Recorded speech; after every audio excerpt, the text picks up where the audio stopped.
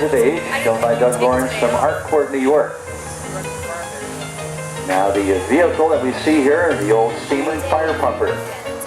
Serial number is 657.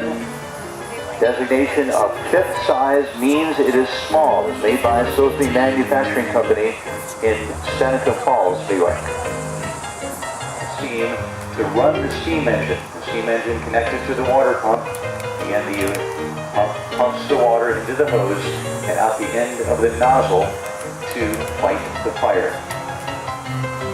Here on our Friday morning, they'll be competing throughout the week in various categories, various parts of the trade commercial division. Winning numbers were 209, 220, 148, 229 finished up in 4th place.